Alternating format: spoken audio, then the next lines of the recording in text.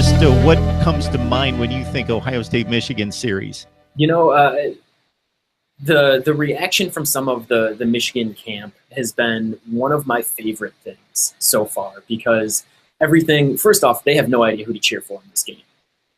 Second, they're concocting these, almost math equations to try and figure out how they can end up in the Big Ten title game. So that's just been fun to watch.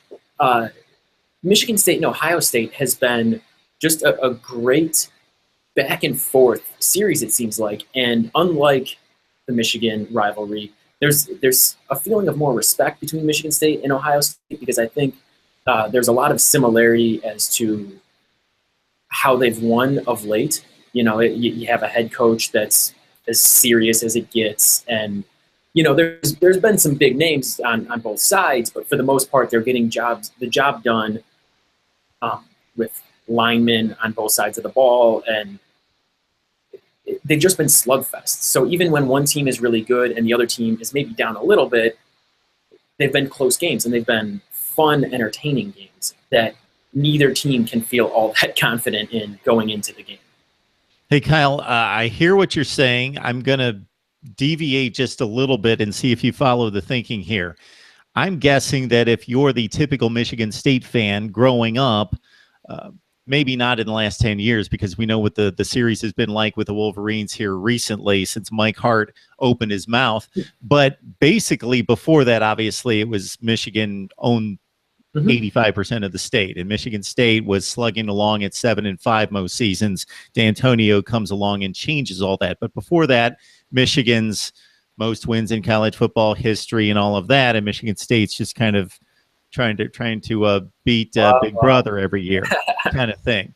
That's changed, obviously. Then Ohio State, I would think that the narrative is similar in a sense, that Ohio State gets the 5 stars, has the top 3 recruiting classes, even going back to Jim Tressel, but certainly with Urban Meyer in town, versus Michigan State. D'Antonio is putting together like recruiting classes ranked 35th, 40th, 30th, and he's somehow making them work. And let's not discount the talent. They move on plenty players to the NFL, but it's just not that consistent 4- and 5-star talent.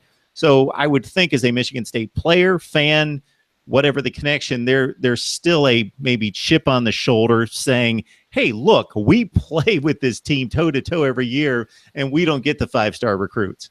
I don't know that it's necessarily even a chip on the shoulder anymore, because of the amount of success that Michigan State has had of late. It's almost you almost have to laugh at it. It's almost like, yeah, sure, we're winning with 3-star recruits, but we're winning. So what would you like us to do as the Michigan State fan base? Because we keep winning, and yes, we won with a bunch of 3-star recruits. Le'Veon Bell was a 3-star recruit. No one wanted Le'Veon. So who's really at fault here? It's the guys giving out the stars. And some of these guys who end up going to Michigan or Notre Dame, they end up getting a few extra stars after they sign up to go there.